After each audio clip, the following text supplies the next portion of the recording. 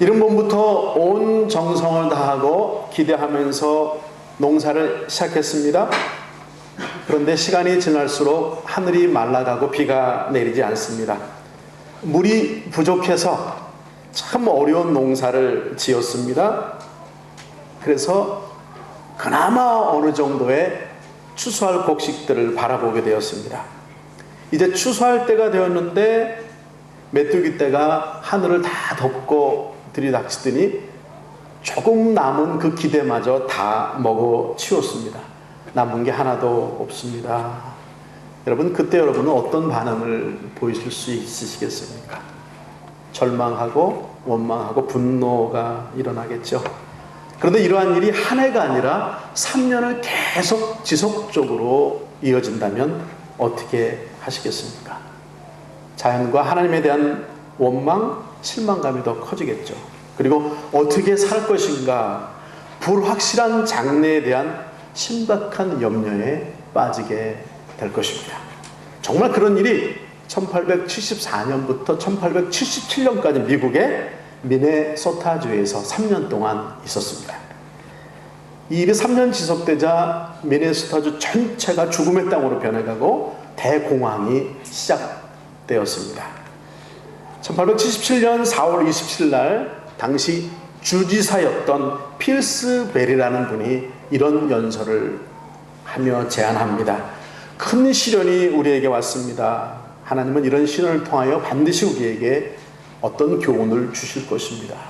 여러분, 우리에게는 희망이 있습니다. 비록 농사는 망쳤지만 우리가 건강하게 살아있는 것과 여전히 우리에게 땅이 있는 것을 감사해야 합니다. 그리고 오늘 고통의 날이 아니라 감사의 날로 선포한 후에 우리 모두 다 하나님께 감사의 기도를 드립시다 라고 제안을 합니다. 이 호소를 듣고 사람들이 곳곳마다, 가정마다 교회에서 그리고 모여서 작은 큰 그런 기도 모임을 시작했고요. 그들은 정말 염려와 불안에 대한 기도가 아니라 남아있는 것들에 대한, 미래에 대한 감사의 기도를 드렸다라고 합니다. 이런 참담한 상황 속에서 기도가 가능하십니까? 또 정말 감사하며 미래에 대하여 감사하며 기도할 수 있을까요? 그날 이후로 믿기 어려운 기적이 미네소타주에 쏟아졌습니다. 들판을 메웠던 메뚜기 떼들이 사라지기 시작했고요. 메말랐던 대지에 촉촉한 비가 쏟아지기 시작했습니다. 그들은 믿고 있었습니다. 자신들의 감사 기도를 통하여 일하실 하나님. 그리고 이렇게 고백하게 되었습니다. 하나님의 은혜가 우리에게 만족하다라고요. 우리가 살면서 기다리는 비가 있는데 오지 않을 때가 있습니다. 올가을엔 이렇게 될 거야. 기대들, 예상들이 있었지만 무너져 버리는 순간이 올 수도 있습니다. 실망하게 되죠. 그리고 염려 가운데 빠지게 되죠.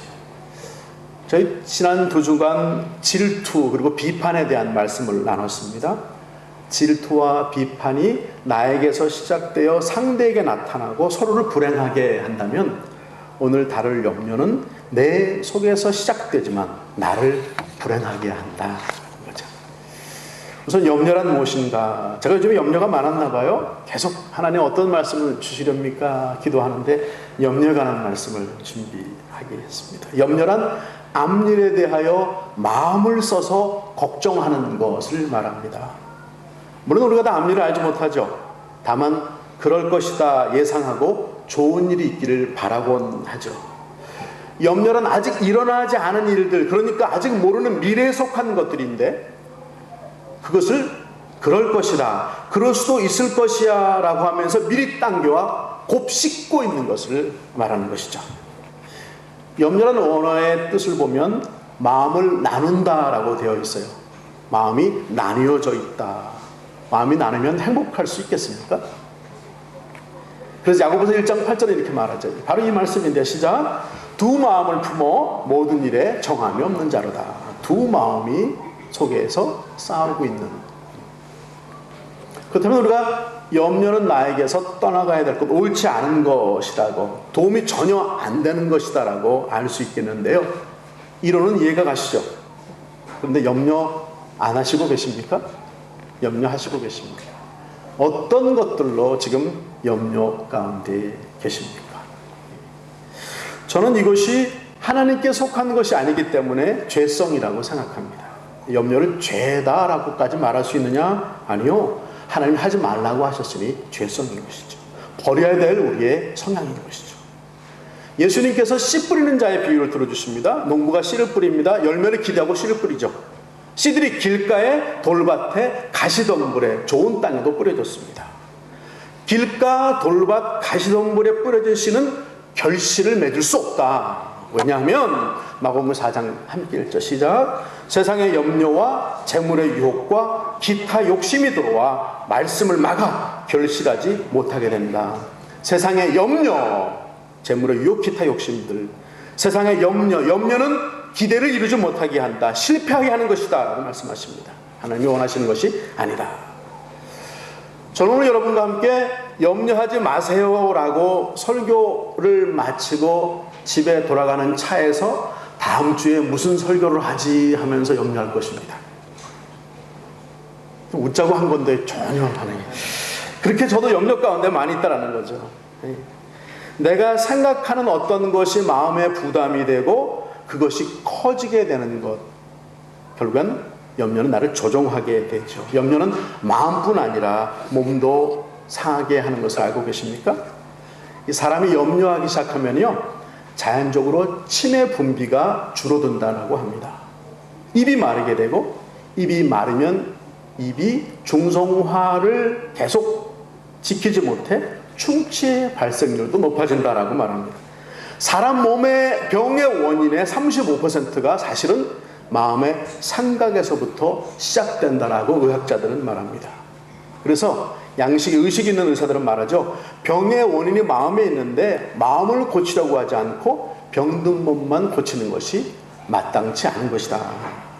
잠언서 17장 22절입니다. 1절 시작. 마음의 즐거움은 양약이라도 18장 14절입니다. 시작. 사람의 심령은 연구자료에 따르면 사람이 염려하는 것 중에 실제로 일어나지 않는 것에 대한 걱정이 40%, 이미 지나간 것에 대한 걱정, 염려가 30%, 별로 중요하지 않은 것에 대한 걱정이 22%, 우리의 힘으로 어찌할 수 없는 일에 대한 걱정이 4%, 다 합치면 우리가 하는 염려의 96%는 실제 상황이 아닌 것들이다라는 거죠.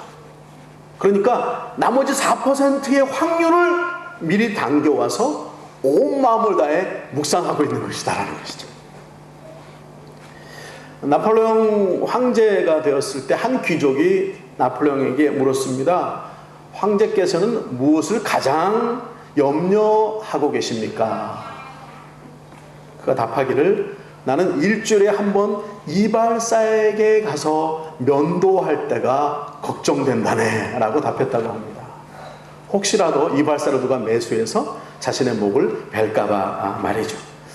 아마도 나폴레옹은 면도 시간에 온 손에 힘을 꽉 쥐고 의자에 앉아 있었을 것 같아요. 그는 이발사에게 죽지 않았습니다. 염려는 아마도 그럴지도 일어나지도 않은 일에 대한 나를 불행하게 한다.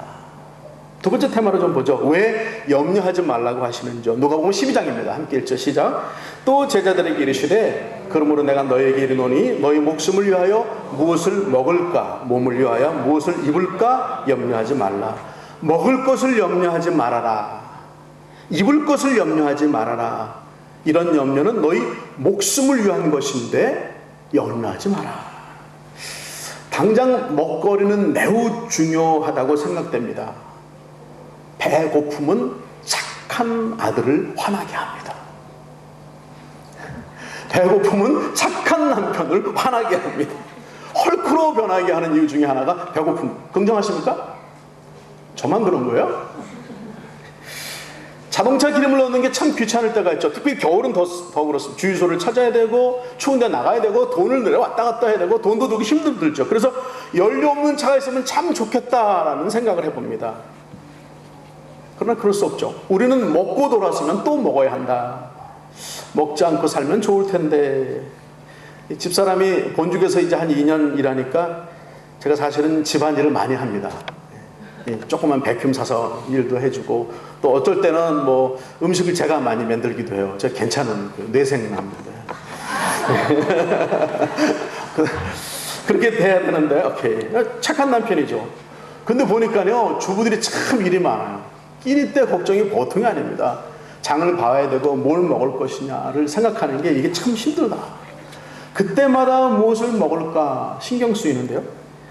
지금 예수님이 말씀하신 우리의 먹거리에 대한 염려란 무엇을 골라 먹을까, 무엇을 해 먹을까, 무엇을 사 먹을까라고 하는 어쩌면 사치스러운 그런 염려가 아니라 먹거리가 너무도 귀해서 먹거리 자체에 대한, 계속 먹을 수 있을까에 대한 것들을 말하고 있는 거예요. 그러니까 생명과 목숨에 연관된, 그래도 그것이라도 염려하지 말라라고 하신다는 거죠. 입을 것도 그렇습니다. 우리가 배웠죠? 당시에 사람들은 주로 속옷 한 벌, 겉옷 한 벌로 살고 있었다. 지금처럼 수십 가지 옷을 장롱에 쌓아두고 밤이면 밤마다 불을 켜고 패션쇼를 한 다음에 다음날 아침에 입고 오는 그런 상황이 아니었다라는 거예요. 우리 집 얘기 아닙니다. 네. 옷 한 벌 한 벌이 너무도 귀한 시대, 옷이 얼마나 귀한 재산이었는지 예수님의 겉옷, 붉은 그 홍포를 서로 가지려고 군사들이 제비를 뽑았다. 예수님은 이렇게 교훈하십니다. 겉옷을 담보로 맡아 주었다라고 할지라도 밤이 되기 전에 돌려주는 것이 마땅하다. 밤에 기온이 내려가 보호해줄 옷이 없을 때 사람들은 목숨을 위협받을 수 있었다라는 거예요. 먹는 것, 입는 것이 삶에서 목숨만큼 중요한 것을 내가 잘 알아오. 그래도 염려하지 말라라고 말씀하시는 것이죠. 자, 오늘 본문으로 다시 돌아가면 6장 함께 읽겠습니다. 시작.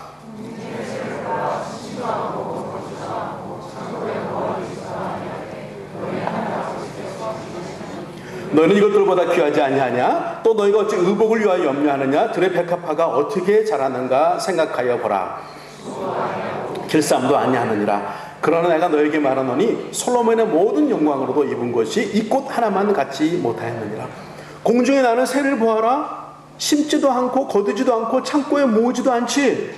그런데 저리 높이 날며 건강하게 잘 살고 있지 않니?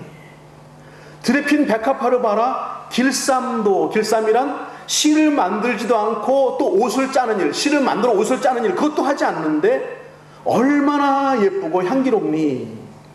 하늘 아버지께서 그들을 돌보고 기르신다. 너희들보다 귀하지 못한 새들과 꽃들도 그리 돌보시는데 하물며 내 아들을 주어 죽게까지 그렇게 사랑하시는 너희를 돌보지 아니하시겠니? 아멘. 솔로몬이 누린 모든 화려함, 부귀함이 대단해 보여도 사실 저 백합화만도 못한 거야. 여러분, 꽃을 좀 생활을 자세히 묵상해 보신 적이 있으세요? 한번 자세히 들여다보세요. 얼마나 신비롭고 놀랍고 아름다운지 모릅니다. 판타스틱. 해보시기를 축복합니다. 자, 다시 돌아가 6장 27절 있습니다. 시작. 너희 중에 누가 염려함으로 그 키를 한 자라도 더할 수 있겠느냐? 염려하지 말아라. 염려한다고 해서 키가 자라지 않는 것 알고 있지.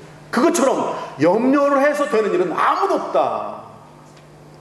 모든 것을 아시는, 모든 것을 채우신 하나님, 다 돌보시며 다 책임져 주시겠다고 약속하신 하나님, 그 시간과 방법이 완전하신 하나님. 우리의 문제는 염려는 많이 하지만 그 신실하신 하나님에 대한 믿음은 적다라는 거죠. 세 번째 우리가 할 것은요, 염려를 그치고 기도해야 하는 것입니다. 염려는 믿음의 일이 아닙니다. 우리에게 속한 것이 아니어야 합니다. 염려는 믿음과 충돌합니다. 그러기에 우리는 염려가 아니라 기도해야 합니다.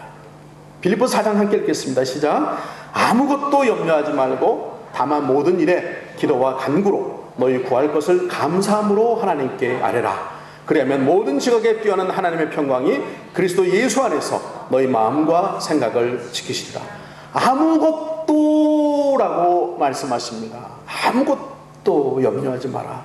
그 어떤 것도, 어떤 문제도, 돈이나 옷이나 집이나 자녀나 부모나 학업이나 친구나 결혼이나 병이나 실패나 두려움이나 진급이나 이사하는 것이나 새로운 상황에 들어가야 하는 것이나 누구를 만나야 하는 것, 누구와 대화하는 것까지도, 어디를 가는 것까지도 도무지 무엇이든지 염려하지 말아라 라고 하십니다. 그 대신 해야 할 것이 있는데 바로 기도하라.